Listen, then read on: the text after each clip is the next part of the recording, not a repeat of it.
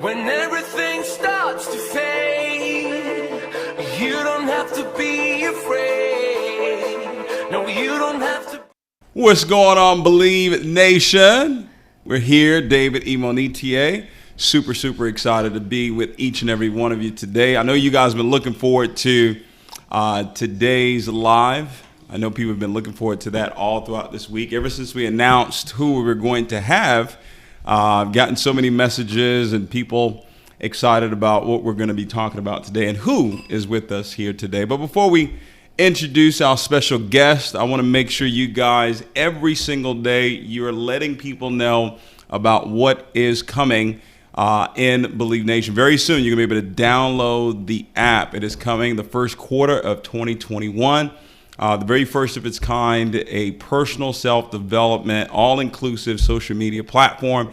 It is going to be absolutely incredible. But for now, you can go to BelieveNation.com and get yourself registered. It is completely free. And right now, we have so much information that's already available through Believe Nation, and you get a chance to be a part of an incredible community of people, be a part of an incredible nation of people that are growing their belief systems to go out there and achieve their goals. So really excited for that. So become a citizen, and also make sure you get the gear, the merch. I mean, a lot of people are excited about it. This month, it's Breast Cancer Awareness Month. And what we're actually doing here at Believe Nation, 100% of all the proceeds this month, anyone who purchases any one of those pink shirts, 100% of the proceeds is actually going to breast cancer awareness. And that is really exciting. So go ahead and go to Believe Nation. I believe it's BelieveNation.shop. Is that it? BelieveNation.com. And you can actually purchase your merchandise there.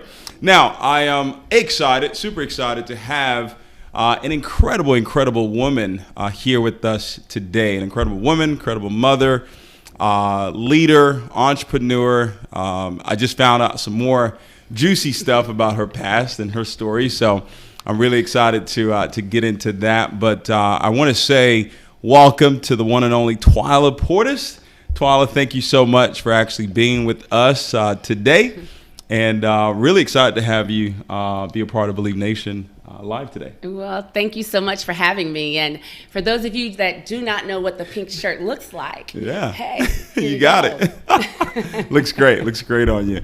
Well, Twyla, like I said, thank you for taking the invitation to come. And you know, when I looked at the landscape of people and just men and women that are really winning, but winning with the style and the grace, I definitely thought of you first. And that's why I wanted you to come on and share with Believe Nation and everybody who's listening just some of your experiences as a woman, as an entrepreneur, incredible leader. You've been able to do some incredible things in business. So we're going to get into all of that. But first, I want to find out more about you.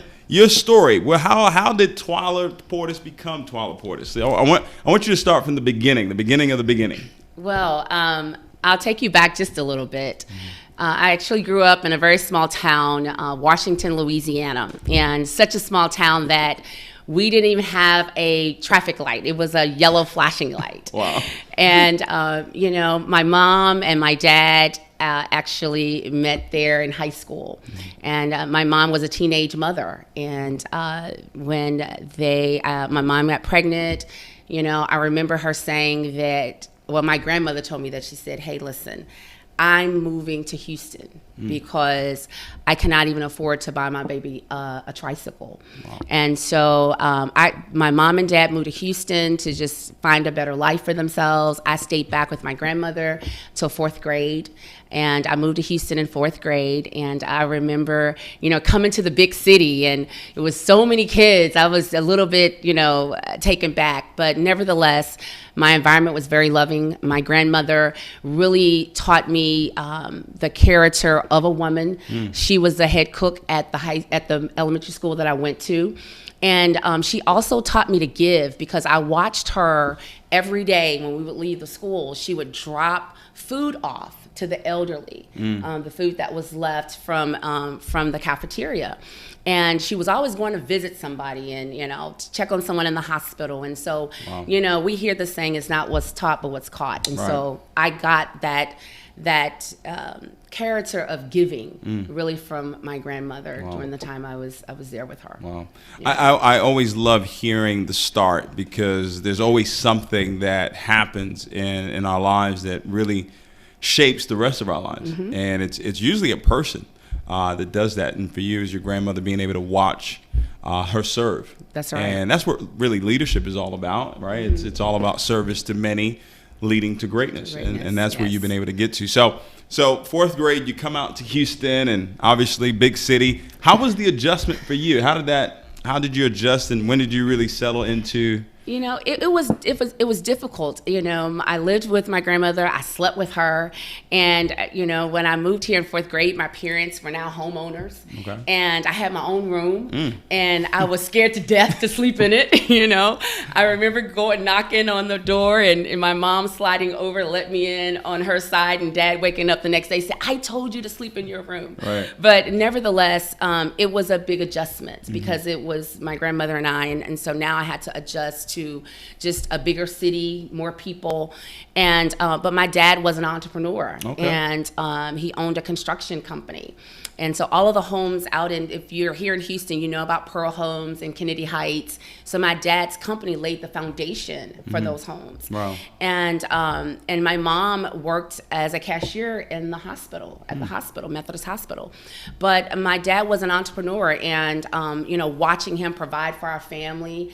And again, him being able to come to every game, every time I cheered, every time I ran a track meet. Okay, so you're a cheerleader. Yeah, okay, all right, cool. And so my dad was always there, and I was like, this is cool, and even during Christmas breaks and things like that.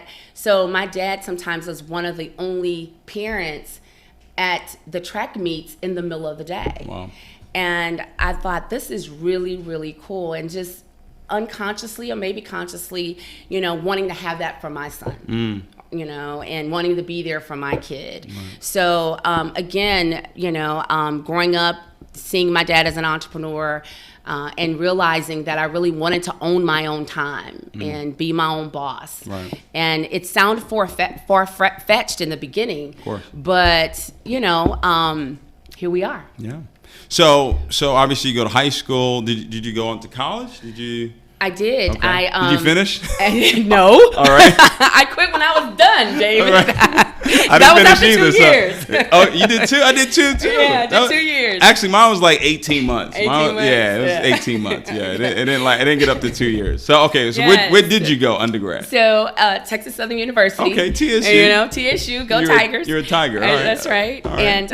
And I set out to get married. Okay. And I said I'll go back, and I never did. Okay. Well, and that's a good reason. Yeah.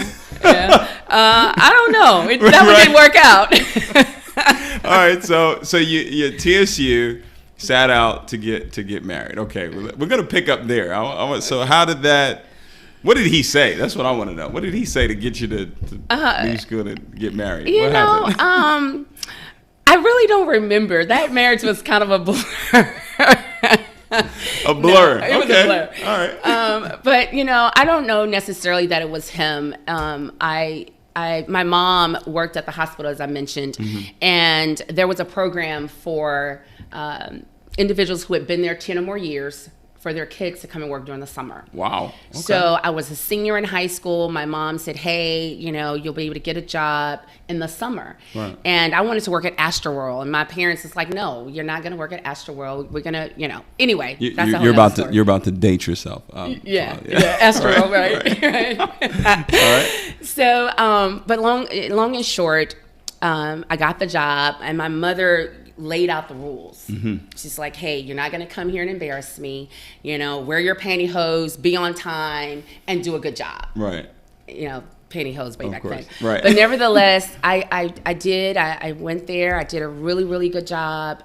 And it meant a lot to me to not embarrass my mom. And, in today's society, sometimes that, I don't think that young adults really think about that anymore. Right. But nevertheless, I did a really, really good job. Went back the second summer and did a great job. And then after the second summer, they offered me a job. Okay. And I worked with a group of anesthesiologists, and I started off as a grafter, but I worked my way to as far as I could go in that company. And David, that was the one and only job I ever had. Wow. I worked there for 10 years. Wow. Yeah. 10 years. 10 years. So you didn't become an entrepreneur this whole time. You were working in, I guess, corporate America. And right. I worked in corporate America at 18. Okay. I started there at 18. I was a freshman in college. I'm sorry, a senior in high school. Right. And then my freshman year in college that summer.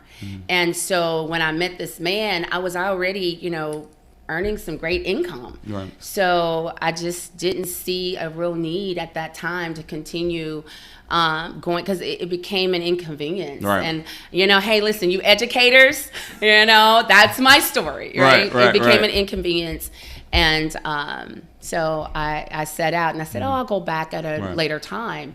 And then I met a great guy that introduced me to network marketing, and I never went back. Wow. So let's fast forward to that 10 years working, and then you get introduced to entrepreneurship, and it was through the industry of network marketing. So the first company that you ever did, and the reason why I wanted to find out about your story, because everybody listening, we all have a story. Yeah. Right? Everybody has a story, and a lot of times you think that your story means more than the next, right? Or whatever trials and tribulations you've been through, you think, well, that's an excuse for why you're where you are. And it's not, because everybody has a story, and everybody has the ability to overcome whatever challenges that come. And we're going to talk about that here in a little bit. But so you get involved in network marketing. What was the first company you ever got involved in? The first company I did was Optimal Telecom. It was calling cards. Calling cards. They don't know. These guys, they don't know what calling cards are. All right, so remind me, calling cards. I remember calling cards. So calling cards so how did it work? You got the card, and then you got the card, and you could call long distance. Okay. You could use it if you had friends that were in another city or state, and you use this card, and you got the call for free. Wow. So you would call the card. There was a number on the card. On the card. And you dial into your number that you were calling. Wow. They're not in business anymore, are they? No. Okay. No. I didn't think so. No. So how long were you in that company, and did you make any money? I was in that company for maybe a little less than a year. Didn't make a lot of money, but I learned so much. And that was the first company where I literally saw people.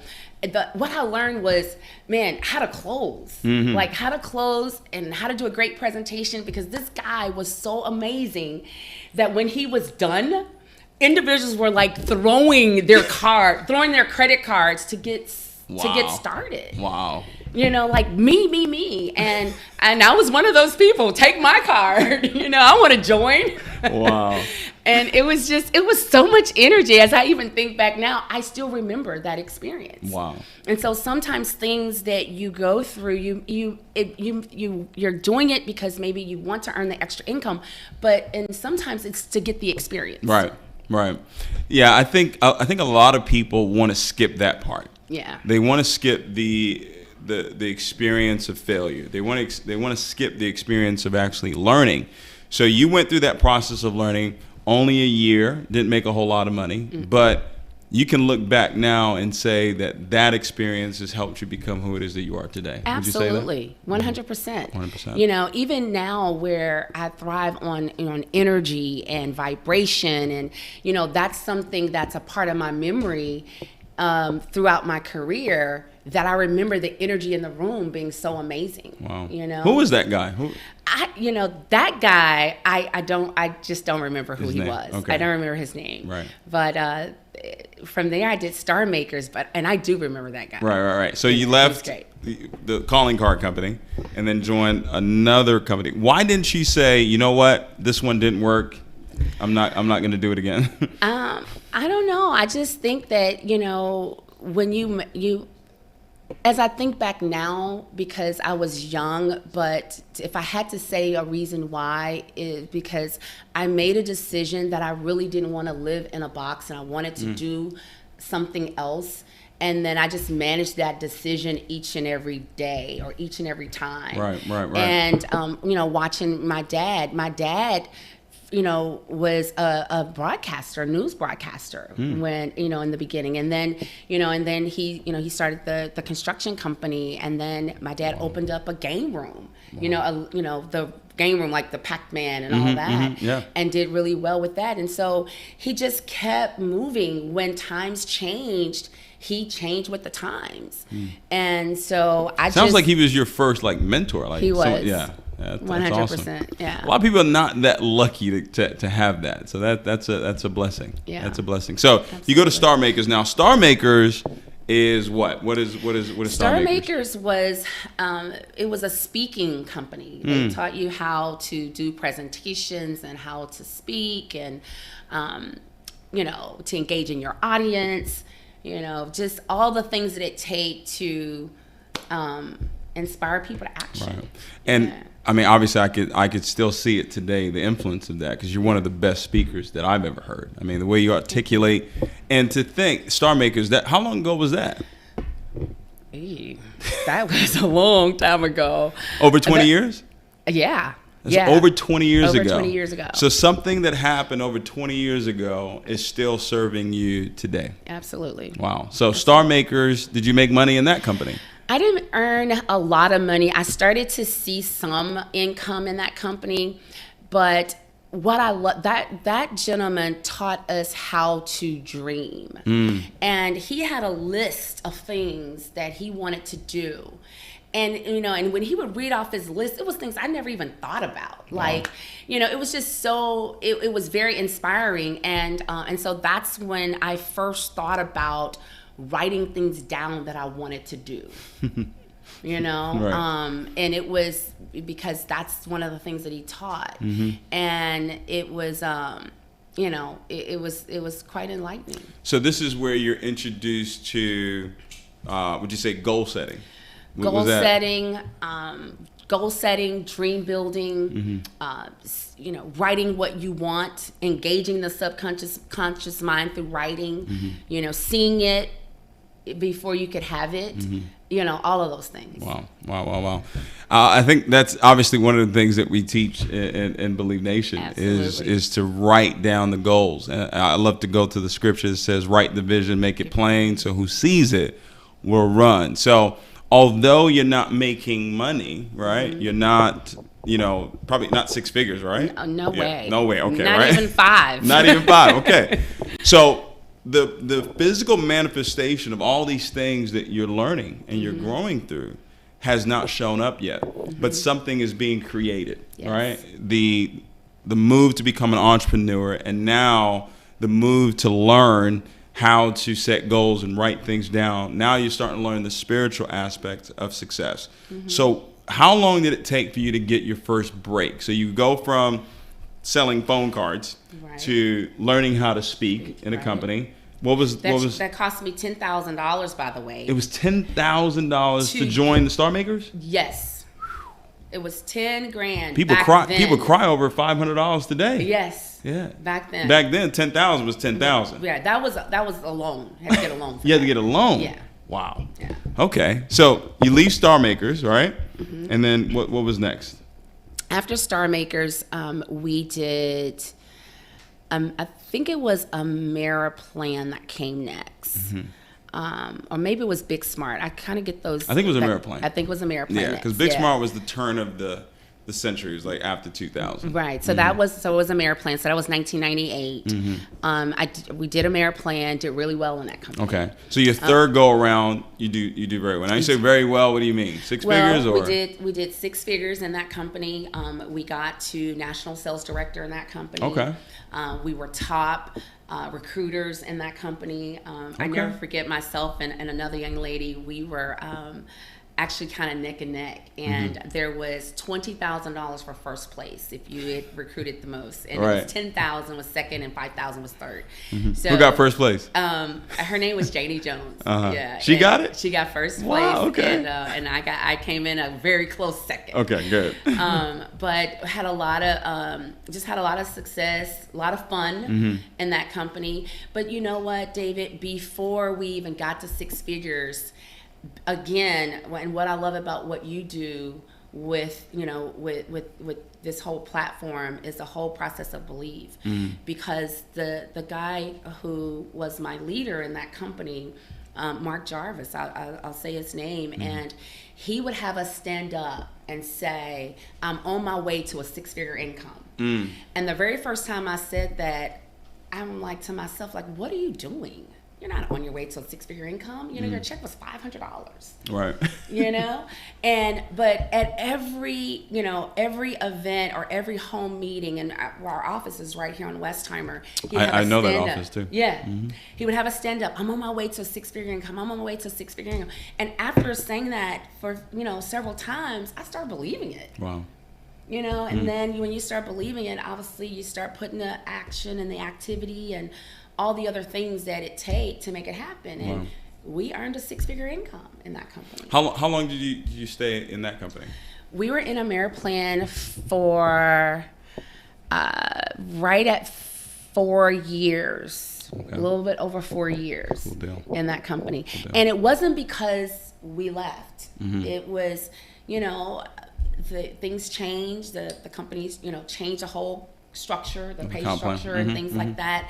And for those of us who were at a great place in our earnings, our income dropped. Took a hit. Yeah, it took a hit. And so we start to look for another home. So let's pause there for a second, because that's an obstacle. That's a challenge. How did you say we? Obviously, you're talking about Erwin, right? Right. Yeah.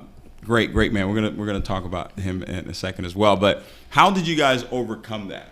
Making a great income and then watching it almost disappear. How did you overcome that obstacle to move forward? David, I have to say that I have truly just been blessed with some really good people. Starting with my parents, even when my mom and dad left to go to Houston, I could have felt abandonment, but they were very prevalent in my life, coming back on the weekends, having me come up to Houston on the weekends. And then I met and married a man, who was older than I was, but had such a strong constitution. And I often tell people that whatever you're seeking is also seeking you. Right. And as a girl who really had so much respect for her father, and my dad was so present in my life and my sister's life, and he had all girls. And so I was looking for someone like my dad, right? And I found him. And so to your point, or to your question, was how did we, pick up the pieces? He just was always just very positive, and said, hey, we gonna be okay, and there's something greater for us. Wow. And the very first time that I ever heard personal self-development was in the band hall, when he was a high school band director. I was like, what does this have to do with band? But so it was just the positive attitude, right. And just really knowing that was just a place that we were, and there was something better. I really hope that everybody who's listening is really picking up on everything you're saying, because at every point, we're not doing a somewhat of a teaching. We're really talking, but there's certain things that you're saying that if they pay attention, it's going to make a huge difference for them. So that positive mental attitude that you guys were able to adopt allowed you to overcome those challenges. Right. And the opposite of that is when people face challenges, they have a negative mentality about it. They take on a victim role versus a victor. Like, oh, this is an opportunity for me to grow. Right. This is an opportunity for me to learn. Even what's going on right now with the pandemic and everything that's taking place, Right. you looked at it, you and the company that you're building right now, you guys looked at it as an opportunity to grow. Yes. An opportunity to make a difference in other people's lives. And it's just a change in thinking that makes all the difference in our lives. And your story, network marketing, 25 years as a business owner, home-based business, entrepreneur. So Ameriprise, leave that company. Next is what do we move on to then? I went to a company, Big Smart. Big Smart. All right, I remember that. I never did that, but I heard about it. Big Smart, I think, was just ahead of its time. It was internet shopping. Right. It was online shopping. And the FTC said, no, we're not going to do online shopping. You got to go to a brick and mortar. So, you know, man, and we were humming in that company. Right, We I heard. some good money. I heard. You know, and it wasn't How did you hear about Big Smart? How did you find that company? It's so funny. We were actually driving, and I don't know where we were going, but nevertheless, we met Holton and my husband, who meets no strangers. You know, he and Holton started talking, and Holton had done Amway at that time, and Erwin had done Amway and A.L. Williams, so they started exchanging stories and things of that nature, and they stayed in contact. So when that company came up, Holton called him, and we said no. Okay. We said, we're not interested. Nah, we're not interested. And a week later, he called us back. You know, he showed his check the first week. Of course. And a week later, he called us back and showed the check. And I remember it like it was yesterday. Big Earl was upstairs playing pool. He came down. He's like, babe, I think we made a mistake. We got to join that company. And we did. And the check will always close. Oh my God! The check will always close. You can't do that these days, though. You can't show checks these days. No, FTC doesn't like that. Right. Yeah, it's check enticement. Right. So you get involved in Big Smart. And this is your first time, obviously, working with Holton, and so how did that work out? How long were you in that company? I know the FTC kind of shut it down. Yeah, it worked out well. You know, we had a great time, man. The room, we had 500 people in a room, and Holton and I, we were a tag team. I'd do the front part of the presentation, he'd do the back end, and man, we'd have applications flying everywhere. You know, it's like, we're gonna do exactly what happened in Optimal Telecom. Right. You know? And we did, and it was a lot of fun. It was a lot of success, and you know, we that was our first time doing what's called nowadays a fly-in. We flew into the company, and you know, had a few other key leaders go with us. And it was going very well. And then the FTC shut it down. Wow. So when was your first introduction to leadership and really focusing on developing your leadership skills? When did that come into play? When would you say that came into play for you? Okay, so that came into play when my sister, who was the majorette captain, and she called me up and she said, sister, you know, we have a new band director, and he's looking for a sponsor. I graduated from Worthing High School, and so long and short, I went over and to interview for the job. And Twyler Portis interviewed me. And he was asking me all these questions. Had you ever worked with kids before? And, you know, why would I be a good fit and all of that? So long and short, I got the job. And when I came in, it was we were getting ready for summer band. And what he did was he brought all of his leaders, the majorette captain, co-captain, drill team captain, co-captain, those leaders, section leaders of each section. So it's about 25 kids that came in the week before. And all they did was listen to personal self-development. Wow. Les Brown, you know, key leader, all personal development leadership. And because our budget at Worthing High School couldn't bring in an assistant band director, he trained these leaders. Wow. And I didn't get it at first. And so I would ask him, he said, these are my leaders. Wow. And I'm going to teach them everything I know. So when we bring the big band, Now we've got all these leaders of various pods. That's like hot dog. That's pretty cool.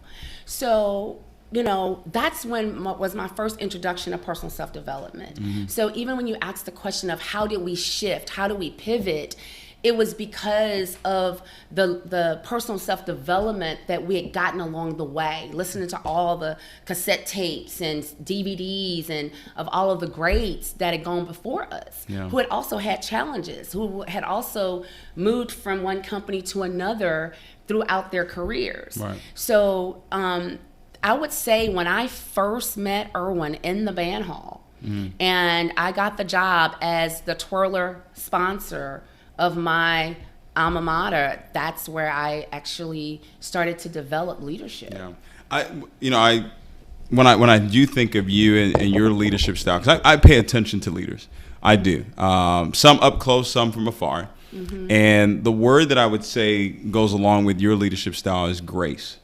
There's a grace in how you lead, and there's no perfect leaders, right? But there's a way that you treat people that I believe has attracted the type of success that you've had. What characteristics in your journey as a leader, what characteristics would you say have played a huge role in you being able to be the leader that you are today? Kindness.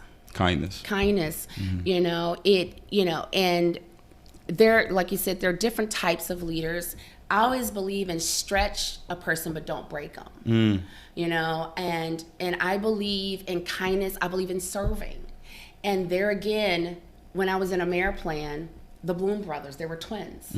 And we had our first leadership event. And here, Dennis and Daniel, they served us. Not them sitting back, in a roped off place. And I'm not saying that's bad, because I've been in roped off places too. Right. But they served us. They served our plates. They brought our iced tea. They served us. And these guys had their own Lear jets. Wow. They were multi-millionaires. But they served. And so I like, yes, there has to be, a separation, and yes, you have to stretch people to make sure, that there's no free lunch, that you have to work to get to a place, or even to get into a room or into a circle. I believe in that, but for me, I want to treat people the way I want to be treated. Right, that's the golden rule. Yeah, I really do, and I think that it served me well. I don't feel like the way that we work is not good for the people that we serve. Right. So I would say kindness, and treating people, with a level of respect. Yeah. I think that allows you to have long-term relationships with people, right? When you do have that kindness. Work ethic, how important has that been as a leader? The work ethic that you have, because I know you work hard. It's very important, and the work ethic comes with sacrifice, and you and I both know that you sacrifice some things now, but it's not forever. Right. And so when you are launching a business, any business, it's going to take work ethic. It's going to take roll up your sleeves and do the work, because there's no shortcut. That I believe that what we do and what we have done is a shortcut. Right, it is. Yeah, right. And there is the work ethic is key. Yeah. But working smart, because sometimes you can be working, getting nowhere fast. True. So it's working smart, and having a mentor or coach that can really guide you. And in this day and time, back when I was building a business, we didn't have up close mentors. In the beginning, they were the people who had earned millions of dollars was from a distance. Right. So we had to listen to them on a cassette. Now you can get on their podcast, you can show up at their events, you can get on YouTube, right, on Instagram. They're everywhere, and so you find your champion, and you follow, the plan. Right. I want to talk about something somewhat personal, and I know probably other people have dealt with this in one area or another, but you suffered a great loss. I think the whole world suffered a great loss when you lost your husband. And I heard John C. Maxwell actually say, someone said that I'm sorry you lost your dad. And he said, no, I didn't lose my dad because I know exactly where he is. So I'll take that back and say that, Erwin transitioned to a better place. How was that time in your life? Because he sounds like he was someone that had a huge impact on your life. Yeah. How did you overcome that? How did you deal with that? Or, I don't know if that's something you can really deal with or overcome. Yeah. How did you move on get better from that? I want to really talk to the people that are watching. Because of the pandemic, many people have lost loved ones. They've lost aunts. My director of operations lost 2 aunts a few days apart because of COVID. Wow. So the thing, as I answer the question that David posed, how do you overcome when you lose someone that's very, very close to you? I'll tell you what I did. And one of the things that I did, and it was because I was equipped. Okay.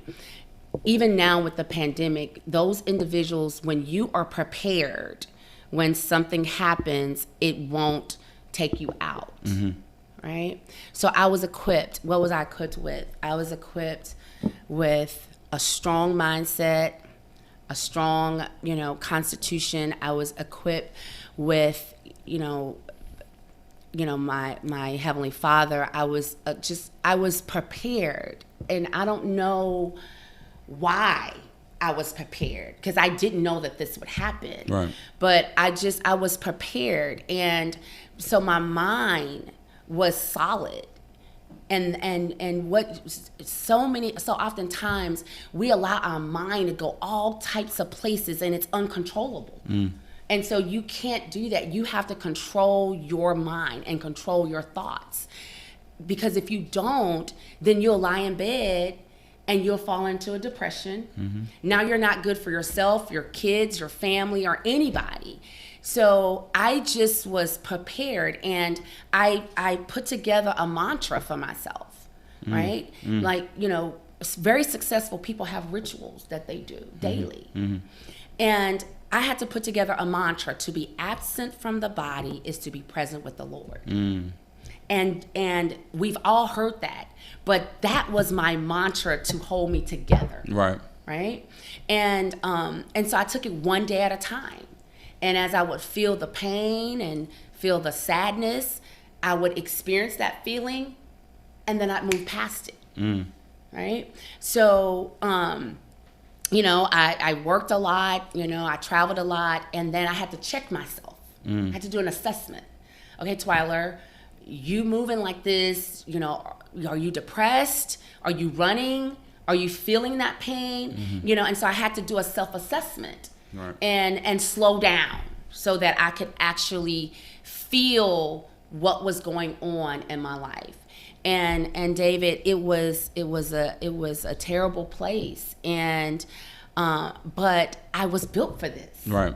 And that's part of what are you saying to yourself, right? What are your affirmations? What do you speak to yourself? And that was one of them. I'm built for this. Wow. Yeah, I remember when I got the news, and it was a huge shock. But even in that, with everything you were going through, to us looking from the outside, you still handled everything with that grace. So it's amazing to see how same situation can happen to 2 different people, and one person responds a certain way, and another person reacts a different way. And I think that's important for the listeners to pay attention, that you've got to learn to respond to situations, right, and not react. Yes. You're reacting, you're caught off guard. But when you respond is, I'm taking responsibility for this. Yes. This is something that God wouldn't put on me if He didn't know I could handle it. There was a lesson, and we had a big event that weekend. Big Urban was on the stage, did a great training. That was Saturday. Sunday, we got the call about our goddaughters coming home from spring break, and 18 and 19, and they were killed in a car crash. I heard, yes, I remember that. And the call that I got from Stacy, and I was there with her on Sunday, Monday, Tuesday, Wednesday. Thursday, I came home. So I hadn't seen, I saw him every day, but I hadn't been home because he would come over to Stacy's. But the point that I want to make is this.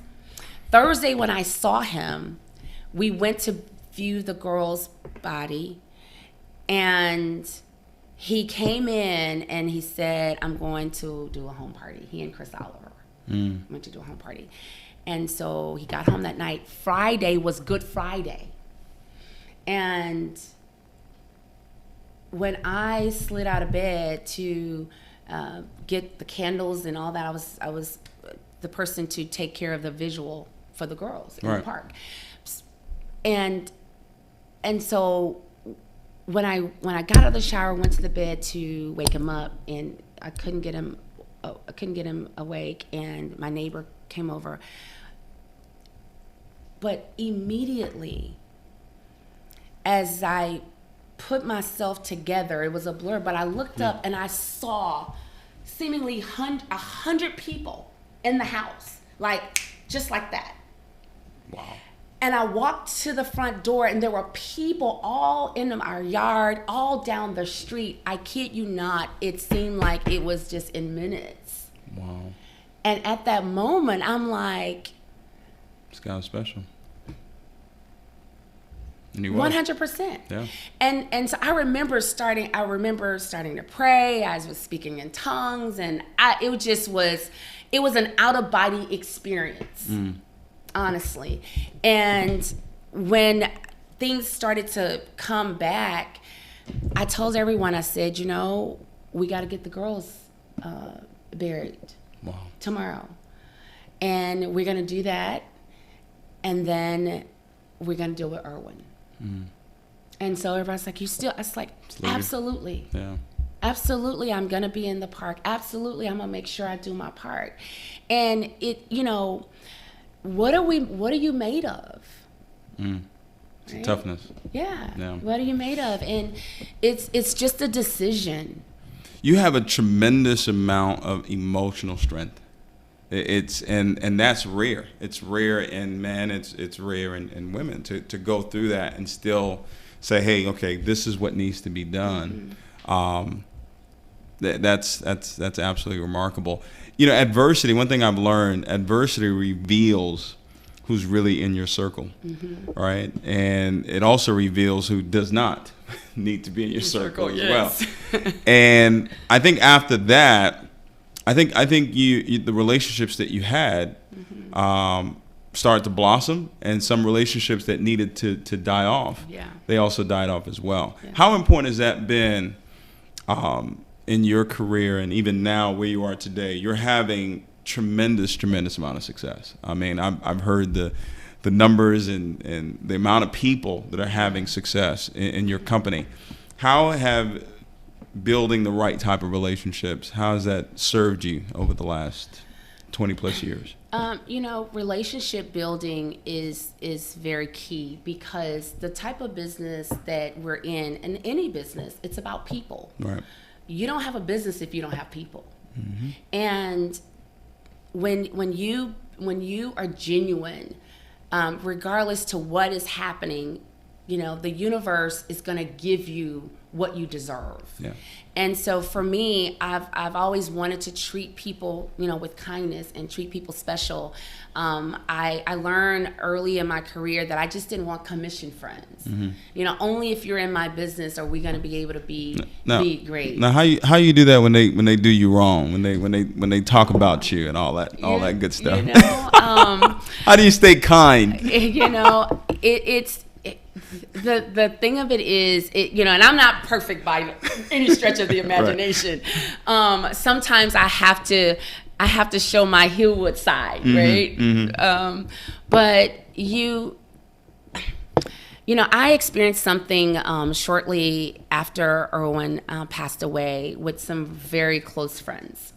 and ended up, in lawsuits and just some things that was just not what I expected. Wow. But when I think about who my husband was and what he taught me, that you don't be surprised by much, and make sure that your expectations are what they are, right? Don't have these high expectations, because people are human. Right. And as humans, we have faults, and we're not always doing the right thing. It's just, it comes with the territory. Sure. But nevertheless, I think relationships have been the key to the success that we've had. And, I tell people that it's not what I have done in the 7 years that I've been with this company. It's who I was when my mother had me at 14. And my grandmother sending my mom to New York to give me up for adoption. And my mom at 14 having the fortitude to get out of school and go write letters for the elderly and earn money so that she could catch a Greyhound bus from New York to Louisiana. Right? And just as a young mom, having that motherly wit that really, shaped who I am as a person with wisdom and understanding and forgiveness and all of those things that's a part of your success. So 7 years, almost 7 years here with this company, but I've always been a child that, loved people. I've always been, very kind to others. I smile a lot, You do. because, my dad would always say, hey, you got to put your smile on. And so I smiled a lot. And part of that, David, was because I knew I had to do a little bit more. Growing up in Louisiana, I'm a chocolate girl, coarse hair. Everybody else was fair skinned with good hair, and we were prejudiced even amongst ourselves. Right. So I had to just do a little bit more, to get to where I needed and wanted to be. But because I had that genuine love of people, and I understood how to build real relationships, and people do business with people they like. They do. And when you smile at people, you get a smile back. Yeah, absolutely. Yeah. Absolutely. Yeah. So we got Twyla Portis here, incredible entrepreneur, leader, mother. You have an incredible son. You have any more kids other than your son? No, that's okay, it. just him. Okay. Just one. Yeah, just one. And how old is he now? 21. He'll 21. be 22 Okay. next month. Okay, Yeah. cool deal. Great kid. I had a chance to meet him a couple times, and I know he's doing some great things as well.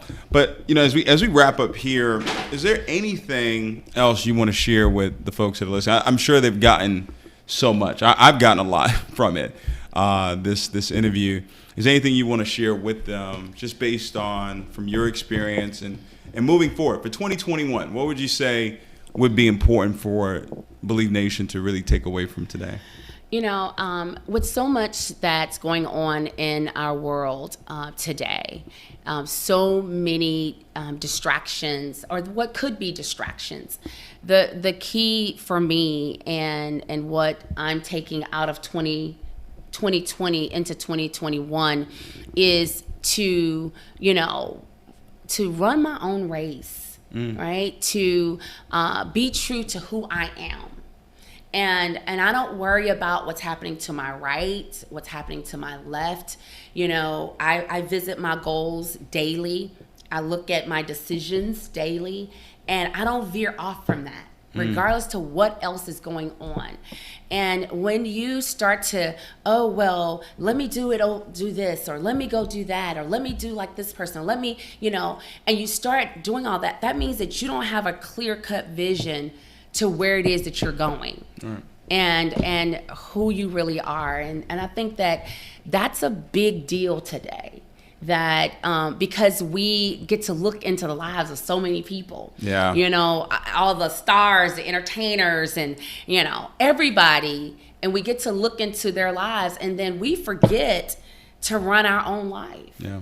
And to follow our dreams and goals and stay on our course or on our path. And sometimes when we do that, we start to compare our weakness to somebody else's strength. True. You're in phase 10 and someone else is looking and saying, well, I'll never be able to be that or do that. Well, hell, you in phase one. Mm-hmm. So it's just really stay authentic and follow your dreams and goals. I believe that you can get them accomplished. Awesome. I think what you're talking about there is people having an identity crisis. Yeah. Looking at other people's lives and wanting what's not for them. Yes. Instead of learning, right? Yes. Learning from them is very different from learning and wanting what it is that they have. Yeah. And I think if you get clear on who you are and become aware of who is actually inside of you, I think it'll make it a whole lot easier to run your race. Yeah. For me, it's been 16 years as an entrepreneur, and it's funny to listen to you talk. A lot of the things that you've gone through, similar things that I've gone through, to get to where it is that we are today. And now it's about how can we serve other people. Yes. Right? And that's why we created this platform, Twyla. Yeah. And made it completely free for the world to get this information and get in contact with people like yourself and go out there and make a difference. We are going to impact the lives of 1 billion people. We're going to do it.